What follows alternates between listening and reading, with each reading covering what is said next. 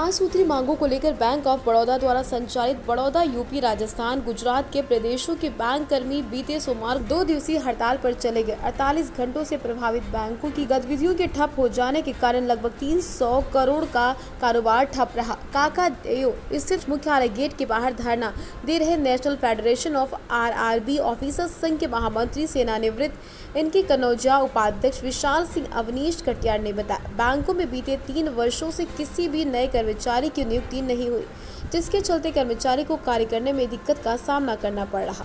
कई बार सरकार से इस विषय पर चर्चा की गई, लेकिन सरकार के कानों पर जू नहीं रेंग रही।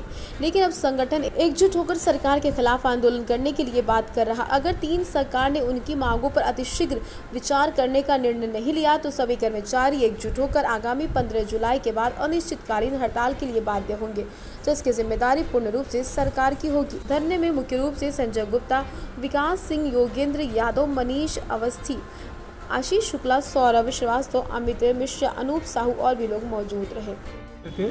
विशेषकर भर्ती पे रोक लगी हुई है, इसको लेकर के हम लोगों ने ये यहाँ 2 दिवसीय हड़ताल ऑल इंडिया लेवल पे की है। इसमें स्पॉन्सरिंग बैंक के गैर जिम्मेदाराना रवैये से आहत होकर के ये निर्णय लेना पड़ा। जहाँ पर हमें 8000 भर्तियां दी जा रही है, वहाँ पर 35,000 से ऊपर की आवश्यकता में 8,000 दे करके हमें बेवकूफ़ बनाया जा रहा है। और उसमें भी जिस लेवल के अधिकारी कर्मचारी की आवश्यकता है, जिसको जनता की सेवा के लिए आवश्यकता पड़ती है, ऐसे लोगों को भर्ती करने से मना किया हुआ है। विशेष तरीके से, स्पेशल तरीके से कंप्यूटर चलाने वाला एक आदमी को भर्ती कर लेना से पब्लिक की सेवा नहीं हो पाएगी।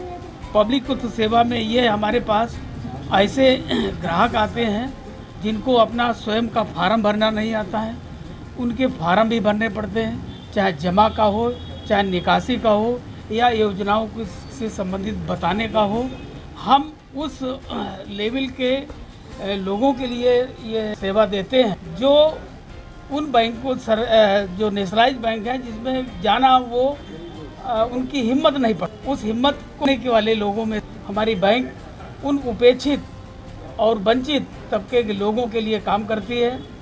हमारे बीच जो बैंकिंग सेक्टर में हम साक्षरता कार्यक्रम भी चलाते हैं इसी संदर्भ में कि लोग बैंक को जाने, बैंक क्या है। 2 दिवसीय हड़ताल में लगभग कितने रुपए का कारोबार का नुकसान? 250-300 करोड़ से नीचे का मामला नहीं होगा, ये ऊपर भी जा सकता है और काफ़ी बाधित है। मैं इस बात से उत्साहित नहीं हूँ कि मुझे हड़ताल कर रहा हूँ, बहुत अच्छा काम है। मैं भी मानता हूँ कि ये ठीक चीज़ नहीं है, जनता को परेशानी होती है, लेकिन एक्चुअल ये जो लड़ाई है हमारी जनता के ही पक्ष में खड़े होकर के हम लड़ाई लड़ रहे हैं कि उनको जिस लेवल की सेवाएं देना चाहिए हम नहीं दे पा रहे हैं। वहाँ बैठ करके असहाय होकर बैठे हुए हैं, इस वजह से हम कर रहे हैं। सरकार अगर मांग नहीं मांगती है तो अगर क्या होगा? अगला स्टेप जैसा कि सिस्टम की एक किसी हड़ताल के बाद में अनिश्चित काल के अलावा, हड़ताल करने के अलावा हमारे पास और कोई विकल्प बचता नहीं है, और वो 16 जुलाई से हम करने जा रहे हैं।